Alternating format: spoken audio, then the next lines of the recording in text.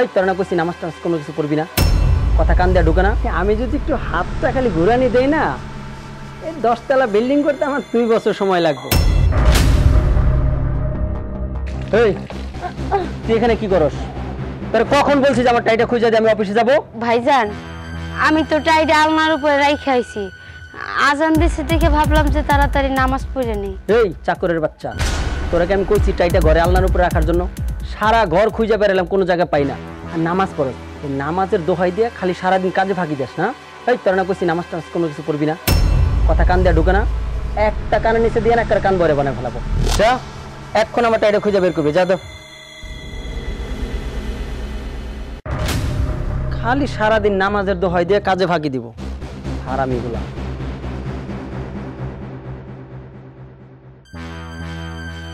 এই যে আপনার টাই। এত সময় লাগে আসতে?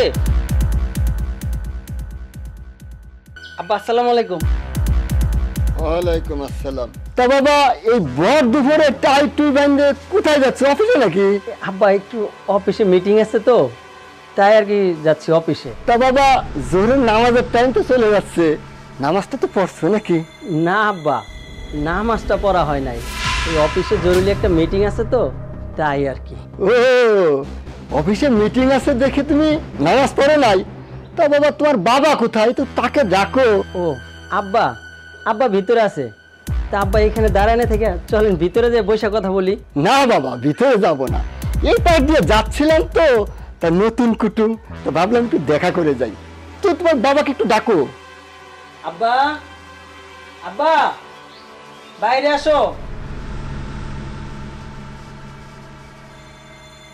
দেখো কি আরে বিআই সাহেব যে, আসসালামু আলাইকুম। ওয়ালাইকুম আসসালাম, ভালো আছেন? আল্লাহর রহমত ভালো। তাই এখানে দাঁড়াই কে, চলেন ভিতরে চলেন।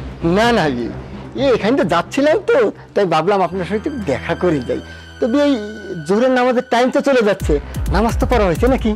আরে বিআই কাজে কর্মে একটু ব্যস্ত তো, তাই নামাজটা পড়া হয়নি। ও আপনি কাজের জন্য নামাজ পড়তে পারেন নাই, আর ওদিকে আপনার ছেলে সেও অফিসের জন্য নামাজ পড়তে পারে নাই। খুব ভালো ভালো।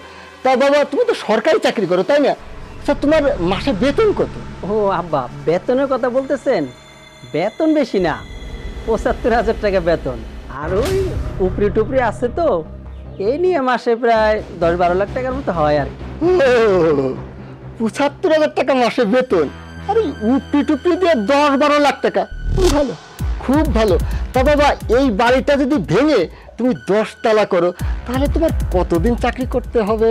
আব্বা ওকে আমি যদি একটু হাতটা খালি ঘুরানি দেই না, এই 10 তলা বিল্ডিং করতে আমার 2 বছর সময় লাগবে, বেশি সময় লাগবে না ইনশাল্লাহ। ও তুমি তো হাত ঘুরালেই 2 বছরে 10 তলা বিল্ডিং করতে পারবা, তাও আবার ইনশাআল্লাহ।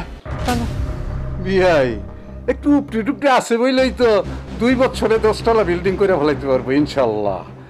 তা না হলে কি আপনাদের মতো এই মহান লোকের সাথে আমরা আত্মীয়তা করতে পারতাম? কথাখান কিন্তু বিয়ে আপনি মন্দ বলেন নাই।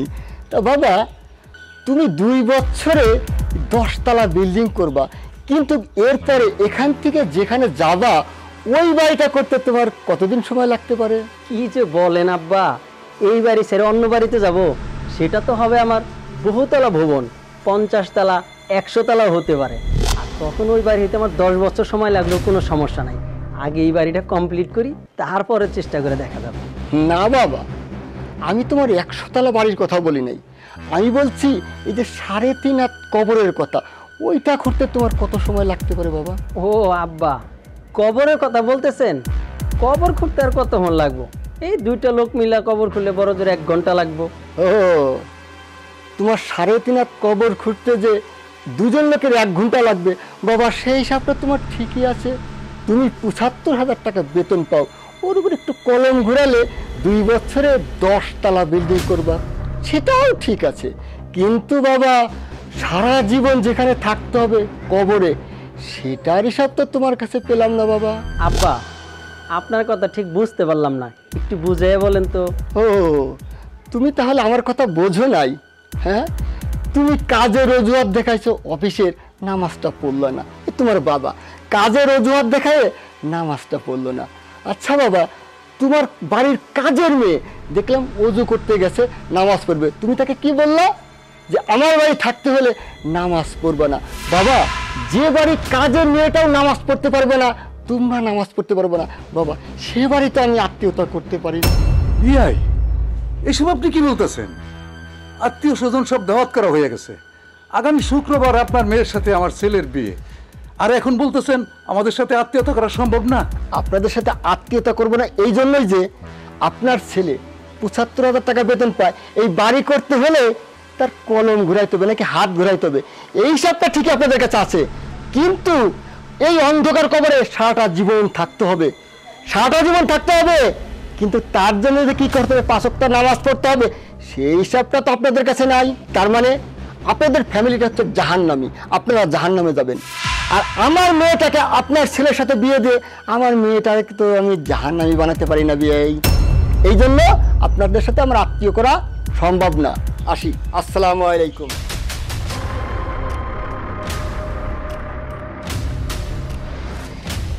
শেফা, আজকে থেকে তুই ৫ ওয়াক্ত নামাজ পড়বি।